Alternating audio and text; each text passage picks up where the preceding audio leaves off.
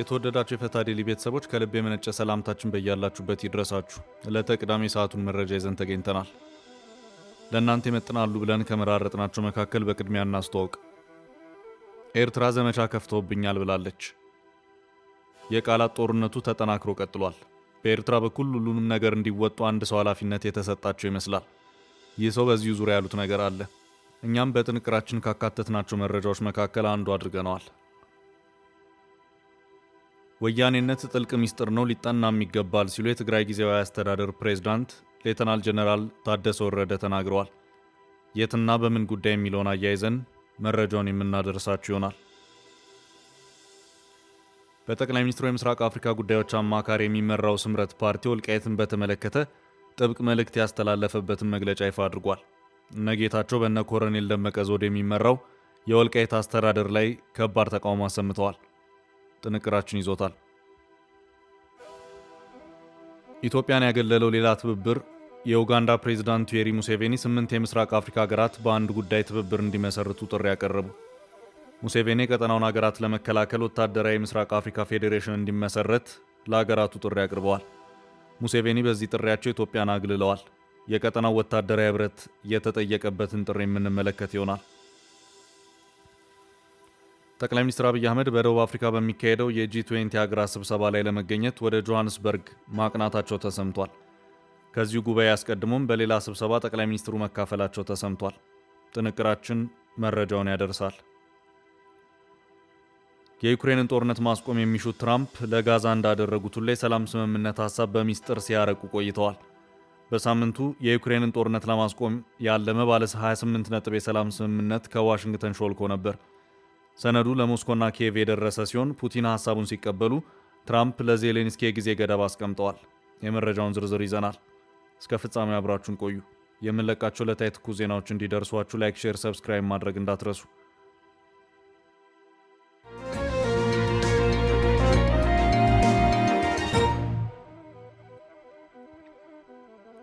ዘመቻ ከፍተውብኛል። ኤርትራ ዘመቻ ከፍተውብኛል ብላለች። ጉዳዩ የቀጠለው የቃላት ጦርነት አካል ሆኖ ይታያል። በኢትዮጵያ በኩልም ሆነ በኤርትራ አቅጣጫ የማህበራዊ ሚዲያው የሀሳብ ፍጭት ወይም የቃላት ጦርነቱ እንደቀጠለ ነው። ታሪክ እየተመዘዘ ፖለቲካው እየተተነተነና ዓለም አቀፍ ሕጎችም ጭምር በየፈርጁ ተመንጥረው እየወጡ የቃላት ጦርነቱ እየቀጠለ ይገኛል።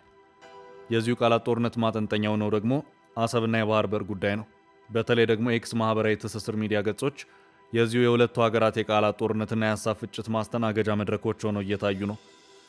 በሁለቱም አቅጣጫ ያሉት አምባሳደሮች፣ ዲፕሎማቶች፣ ታዋቂ ሰዎች፣ አክቲቪስቶችና ሚኒስትሮች ሳይቀሩ የዚሁ የሀሳብ ፍጭት አካል ሆነው በመድረኩ ላይ ይታያሉ።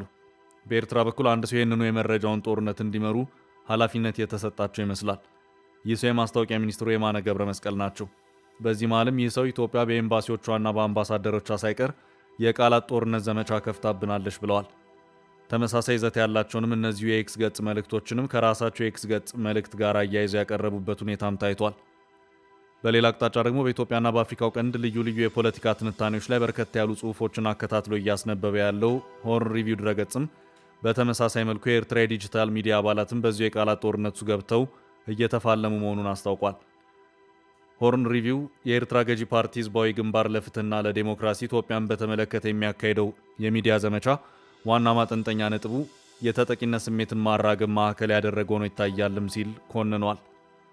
ይህም ከኤርትራ የትጥቅ ትግል ዘመን ጀምሮ እስከ ዛሬም ድረስ የዘለቀ የፕሮፓጋንዳ የትግል ስልት ነው ያለው ሆርን ሪቪው ኢትዮጵያ ልትወረን ነው፣ ኢትዮጵያ ሉዓላዊነታችንን ልትደፍር ነው በሚሉ የተጠቂነት ስሜት ዙሪያ ላይ ተቸንክሮ የሚያጠነጥን የፕሮፓጋንዳ ዘመቻ ነው ሲል ሆርን ሪቪው ሂሳዊ ትችቱን አስፍሮ ታይቷል። አሁን በኤርትራ ካለው የኢንተርኔት መዘጋት ጋር በተያያዘም በአሁኑ ሰዓት የኤርትራ መንግስት የዲጂታል ሚዲያው ፕሮፓጋንዳ በዲያስፖራ የኤርትራ መንግስት ደጋፊዎች ላይ ተንጠለጠለ መሆኑንም ይኸው የሆርን ሪቪው ሀተታ አክሎ አመልክቷል። በዚህ ዘመኑ በፈቀደው የዲጂታል ሚዲያ ዘርፍ ውስጥ በርካታ ኤርትራውያን ዲያስፖራዎች የፕሬዝዳንት ኢሳያስን መንግስት መቃወምን የሚፈሩ መሆኑንም ሆርን ሪቪው አክሎ አመልክቷል። እናም በዚሁ ሀተታ መሰረትም የኤርትራ የማህበራዊ ሚዲያ ዘመቻው ማጠንጠኛ ኢትዮጵያ ልትወረን ነው በሚለው የቀደመ ኢትዮጵያን በወራሪነት የመበየንና ስሎ የማሳየት ጭብጥ ላይ ያጠነጠነ ነው ሲልም አስታውቋል።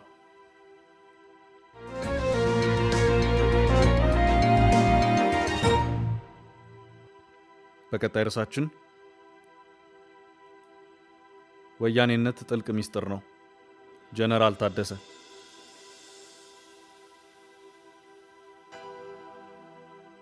ከህወሓት በፊት በአፄ ኃይለሥላሴ ዘመነ መንግስት ነፍጥ በማንሳት የጊዜውን ንጉሣዊ አገዛዝ ተፋልሟል የተባለው የቀዳማዊ ወያኔ 84ኛ ዓመት ምስረታ በትላንትናው ዕለት በትግራይ ተከብሯል።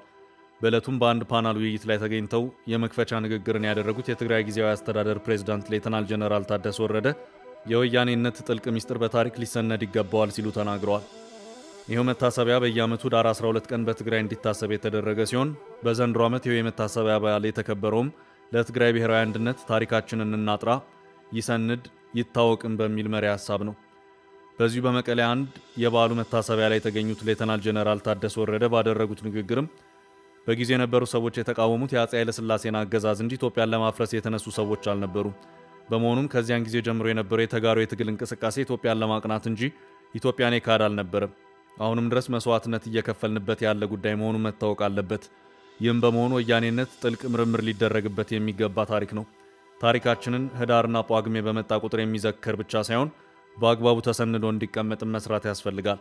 በዚህ ታሪክ ውስጥ በርካታ ያልተነገሩ ሌሎች ታሪኮችም ጭምር እንዳሉ መታወቅ አለበት ሲሉም ተናግረዋል።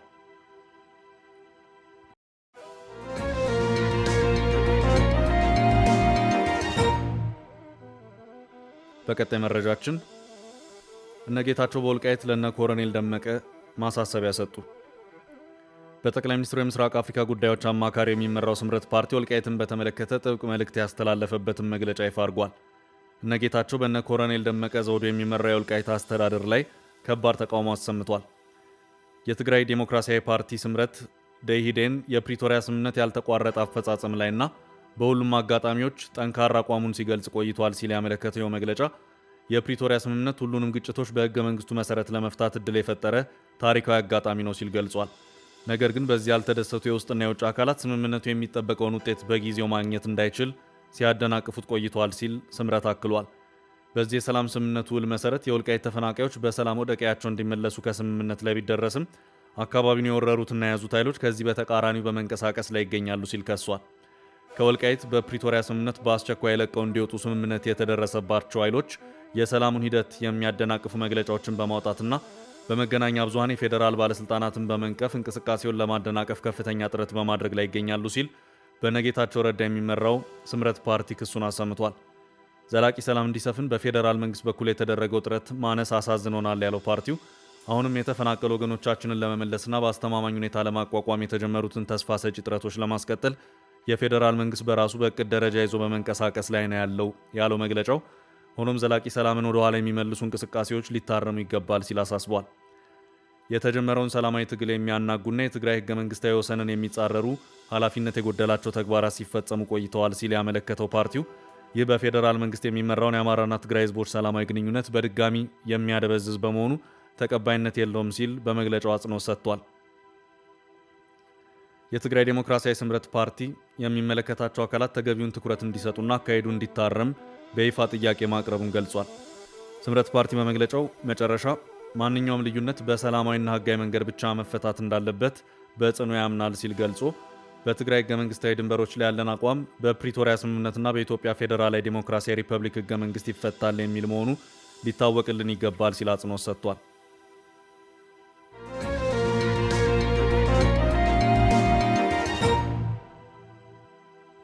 በቀጣይ ርዕስ ኢትዮጵያን ያገለለው ሌላ ትብብር፣ የምስራቅ አፍሪካ ሀገራት ጥምር ጦር ሊመሰረት ነው።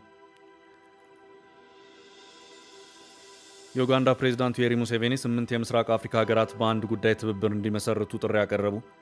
ሙሴቬኒ የቀጠናውን ሀገራት ለመከላከል ወታደራዊ የምስራቅ አፍሪካ ፌዴሬሽን እንዲመሰረት ለሀገራቱ ጥሪ አቅርበዋል። ሙሴቬኒ እንደ ኔቶ የመሰለ የጦር ትብብር ያቀዱ ሲሆን ማን በዚህ የጦር ብረት ውስጥ መካተት እንዳለበትም በግልጽ ዘርዝረዋል።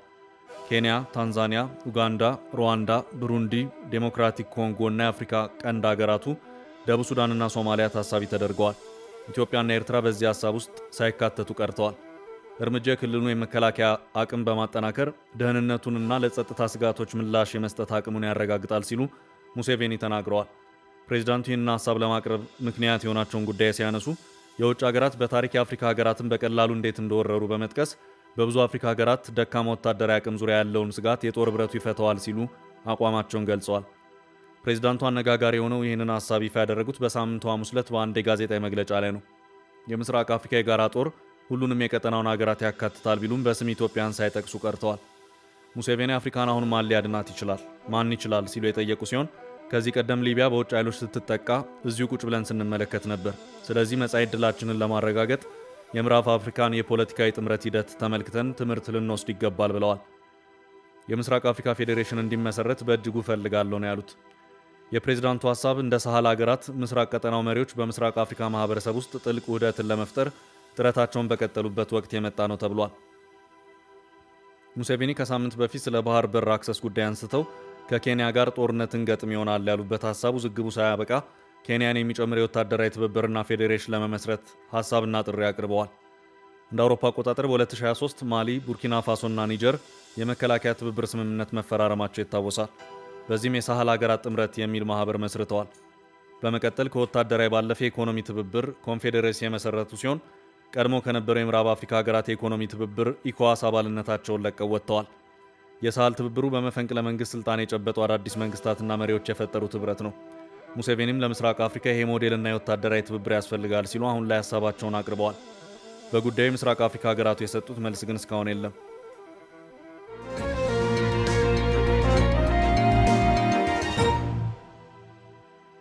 በቀጣይ መረጃችን የጠቅላዩ ጉዞ። ጠቅላይ ሚኒስትር አብይ አህመድ በደቡብ አፍሪካ በሚካሄደው የጂ20 ሀገራት ስብሰባ ላይ ለመገኘት ወደ ጆሃንስበርግ ማቅናታቸው ተሰምቷል። ከዚሁ ጉባኤ አስቀድሞም በሌላ ስብሰባ ጠቅላይ ሚኒስትሩ መካፈላቸው ተሰምቷል።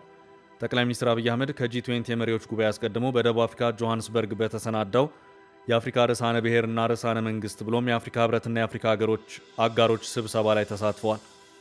ጠቅላይ ሚኒስትር አብይ አህመድ በይፋዊ ትስስር ገጻቸው ባጋሩት መልእክትም በቡድን 20 አባል ሀገራት የመሪዎች ጉባኤ ዋዜማ የአስተናጋጃችን ሀገር ፕሬዝዳንት ከሆኑት ሲሪል ራማፎዛ ጋር ተገናኝተናል።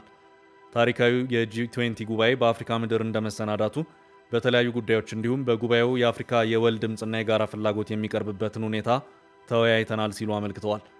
የቡድን 20 ሀገራት ጉባኤ ዛሬ ቅዳሜ ይካሄዳል ተብሎ ቀጠሮ የተያዘለት ሲሆን አንድነት፣ እኩልነትና ዘላቂነት በሚል መርህ በሚካሄደው ስብሰባ ላይ ስለ ኢኮኖሚ እድገትና የፋይናንስ ምንጮችን ስለማስፋት በስፋት ይመክራል ተብሎ ይጠበቃል።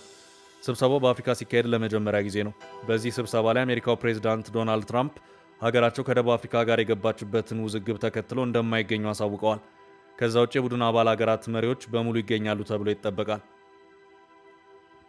አባል ሀገራቱ አርጀንቲና፣ አውስትራሊያ፣ ብራዚል፣ ካናዳ፣ ቻይና፣ የአውሮፓ ህብረት፣ ፈረንሳይ፣ ጀርመን፣ ህንድ፣ ኢንዶኔዥያ፣ ጣሊያን፣ ጃፓን፣ ሜክሲኮ፣ ሩሲያ፣ ሳውዲ አረቢያ፣ ደቡብ አፍሪካ፣ ደቡብ ኮሪያ፣ ተርኪ፣ የተባበሩት አረብ ኤምሬትስ እና አሜሪካ ናቸው።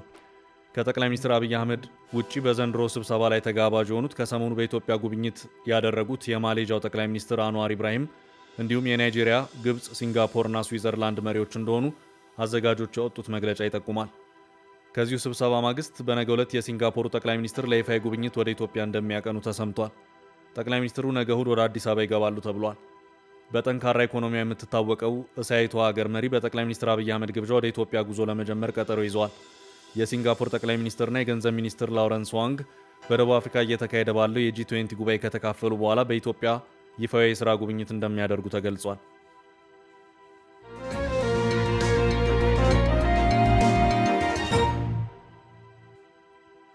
በቀጣይ መረጃችን ፑቲን የአሜሪካን የሰላም እቅድ ተቀበሉ። ትራምፕ ለኪየቭ ቀነ ገደብ ሰጡ።